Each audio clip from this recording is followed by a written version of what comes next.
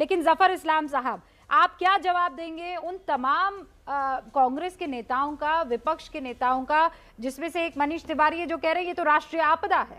राहुल गांधी का ट्वीट मैंने पढ़ के आपको सुना दिया है।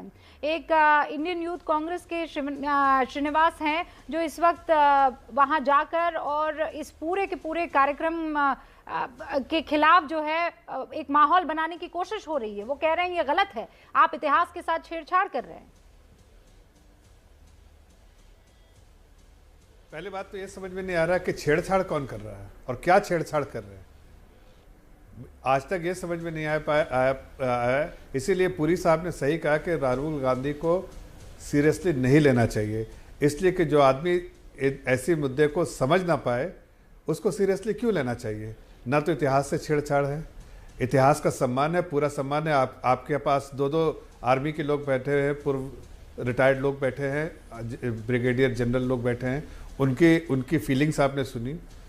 उनसे बेहतर कौन समझ सकता है कि दोनों ने कहा ये सही तरीका है कि 400 मीटर दो ज्योति क्यों चलती रहे, एक साथ रहेगा, सम्मान रहेगा, देश की पूरी जनता एक जगह जाएगी और पूरा इतिहास है उसमें। तो कौन सी ऐसी बात गलत हुई भाई। तो देखिए, जिनके पास राजनीतिक मुद्दे नहीं हैं, जिनको लगता है कि उनके पास कोई मुद्दाहीन पार्टी जो है वो है, जो बैंक्रप्सी है कोई इश्यूज की, वो पार्टी है कांग्रेस पार्टी, जिसको समाज और पूरी जनता जो प्रदेश और देश सब में जहां पर भी जाते हैं वो सीरियसली नहीं लेता है। तो ऐसे मुद्दे उठाते हैं और भटकाने और गुमराह करने का काम करते हैं। इन सब मुद्दों में जहां पर पूरा देश एकजुट हो रहा है, एक साथ आ रहा है, अगर इस तरह की बातें करते हैं तो सिर्फ ये समझ में आता है कि जो उन्होंने 70 साल राज किया है सिर्फ एक ही तरह से किया है, समाज को गुमराह करके, समाज को तोड़ करके, डिविसिव पॉलिसी रखी है और इसलिए वह कामयाब रहे। लेकिन आज समाज समझ चुका है कि कांग्रेस की नीति और नीयत में क्या रहता है, अंतर होता है, इसलिए समाज इनको इग्नोर करता है और उनकी बातों को अनदेखा करता है। इसलिए कि समाज समझता है कि आज एक ऐसी सरकार है जो देश हित में और देशवासियों के हित में हर वो काम करेगा जिससे देश का गर्व बढ़ेगा और देश की जनता मजबूत होगी। नहीं तो ये फैसला जब आप ले रहे थे तो आप एक दफा विपक्ष से बात कर लेते, फोन उठा के उनको जानकारी दे दी जाती, उनको थोड़ा सा कॉन्फिडेंस में ले लिया जाता, तो शायद आज ये जिस तरीके की कंट्रोवर्सी हो रही है वो ना होती। देश का मामला है ना जफर साहब। ओहो, तो आप ये कहना है, तो मतलब आपका ये कहने का मतलब है कि उनको कंसल्ट नहीं किया गया इसलिए देश की जनता को गुमराह किया जाएगा। भाई ये पुरानी बातें हैं, ये आज से नहीं। अभी आपके ब्रिगेडियर साहब कह रहे थे कि दशकों से ये डिस्कशन चल रहा है कि कैसे किया जाए, लेकिन वो तो बातें बहुत सारी चीज़ें, बिजली, पानी, सड़क, सालों साल से नारा था, देने का काम तो हमारी सरकार ने किया, तो उसके लिए भी पूछ लेते। फिर अब हमें उसके लिए पूछना चाहिए, मैं पानी दूँ इन लोगों को, आज तक घर में पानी नहीं आ रहा है, ये नल से जल आने का जो मिशन हम चला रहे हैं वो तो उनसे पूछ के ही करना चाहिए था। नहीं, पर उसमें कंट्रोवर्सी थोड़ी है, जो है पूछने की नहीं है, भाई कौन मना करेगा आपको कि पानी नहीं जाना चाहिए, उसमें थोड़ी कोई कंट्रोवर्सी है। इसमें मान लीजिए एक लॉ उस जगह से इस जगह जा रही थी। मैं सिर्फ आपसे ये जानना चाह रही हूँ कि क्या ऐसा नहीं हो सकता था कि इनको कॉन्फिडेंस में लिया जा सके, विपक्ष को मुश्किल था ये काम।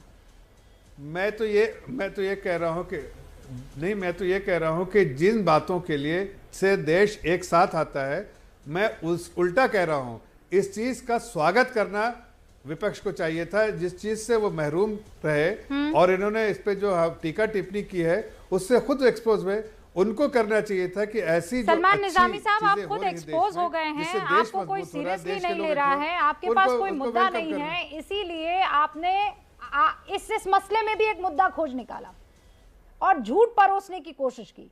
कहां बुझी है अमर जवान ज्योति? देखिए रूबिका, मैं आपको बताना चाहूं, चाहे जलियांवाला बाग हो, चाहे आज अमर जवान ज्योति हो, अमर जवान ज्योति जो है उसको अब इमोशनली या सेंटिमेंट्स के थ्रू आप समझिए कि ये एक दिल था इंडिया गेट का। कुर्बानियां दी हैं देश के सैनिकों ने और बीजेपी चाहती है कि जिस भी मॉन्यूमेंट के साथ कांग्रेस का नाम जुड़ा है उसको हम खत्म करें। ये आप इनकी मंशा समझिए कि ये इंटेंशन क्या है, इनकी रिस्पॉन्सिबिलिटी जो है। अगर ये देशभक्ति का यहाँ पूरा परचाम लहरा रहे हैं, इनको बताइए आज आप चाइना का मुकाबला क्यों नहीं कर रहे हैं, पाकिस्तान का मुकाबला क्यों नहीं कर रहे हैं? इंदिरा गांधी ने पाकिस्तान के 2 टुकड़े किए, तभी वहां आज जो है इंडिया गेट में अमर जवान ज्योति की स्थापना हुई। और उसको आप हटा रहे, हमें कोई आपत्ति नहीं, आप बनाइए, आप ताजमहल भी बनाइए, दूसरा इंडिया गेट बनाइए, जो अगर आप में हिम्मत है आप बनाइए।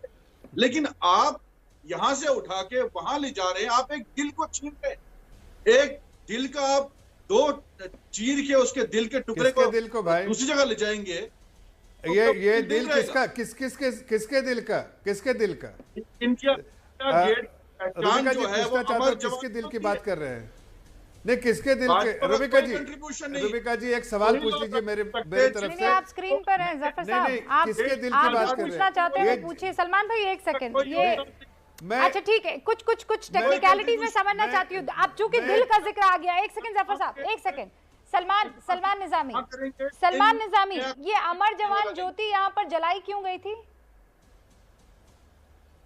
नहीं, उनके सम्मान में जो शहीद हुए थे हमारे सैनिक 1971 की जंग में, जो हमने जंग जीती थी। सैकड़ों की तादाद में सैनिक शहीद हुए थे। कितने, मतलब आप भाई आपका दिल है वो, हम सबका दिल है वो, इतना तो आपको पता होगा कितने सैनिक शहीद हुए थे? 20-25 हजार जो है हमारे सैनिक शहीद हुए थे, और उसमें जो है 25,000 सैनिक शहीद कर दिया आपने। हमारे देश में जितने भी सैनिक थे, चाहे उसमें हमारे आजादी के टाइम पे जितने फ्रीडम फाइटर्स हैं, वो कहाँ हैं? उनके नाम कहाँ इंगित है? तो जो मैं कह रहा हूँ, जिन लोगों ने कुर्बानियां दी हैं इस देश के लिए। नहीं, जो मैं पूछ रही हूँ उसका जवाब दीजिए ना, कंफ्यूज मत कीजिए। मैं जो पूछ रही हूँ उसका जवाब दीजिए। 1971 में कितने सैनिक शहीद हुए थे जिनकी याद में ये ज्वाला प्रज्वलित की गई, अमर जवान ज्योति की? जितने भी सैनिक शहीद हुए थे, जितने भी नहीं, आपने कहा दिल चीर दिया भाई, तो बता दीजिए ना कितने सैनिक जितने भी शहीद हुए हैं वो डेटा आपके सामने है। जितने भी शहीद हुए हैं, मुझे आप कह रहे हैं 25,000। ये 25,000 सैनिक कहाँ हैं? इनके नाम कहाँ हैं?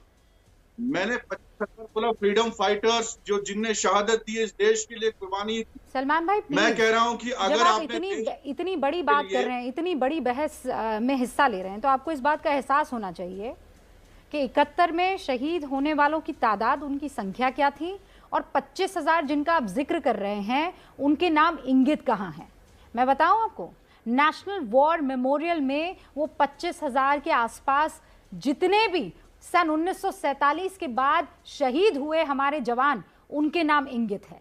तो वहां पर उस लॉ को ले जाया गया, ठीक है सर। और जो 1971 की बात हो रही है, जिनको आप 25,000 बता रहे हैं, वो 3,843 सैनिक शहीद हैं। और आपको पता है उनमें से एक भी सैनिक का नाम वहां इंडिया गेट पर इंगित नहीं है, लेकिन उन सभी का नाम नेशनल वॉर मेमोरियल में इंगित है। आपको ये बात समझ में आ रही है? आप मेरी बात, आप डिफरेंशिएट क्यों कर रहे हैं? आप क्यों शहादत? मैं ये कह रही हूँ आपसे, आप ये डिफरेंशिएट क्यों कर रहे हैं? एक देश एक मशाल क्यों नहीं हो सकती? आपको एक देश 2 मशाल क्यों चाहिए? दिल चीर दिया, इतनी बड़ी बात आप कह रहे हैं और आप इस बात का एहसास नहीं कर पा रहे हैं। मैं कह रहा हूँ 25,000 वो हमारे देश के सैनिक, सिर्फ चूंकि आपको सियासत करनी है, आपको राजनीति करनी है, तो आप बगैर किसी होमवर्क के, बगैर किसी सोच समझ के कुछ भी लिखेंगे, कुछ भी कहेंगे।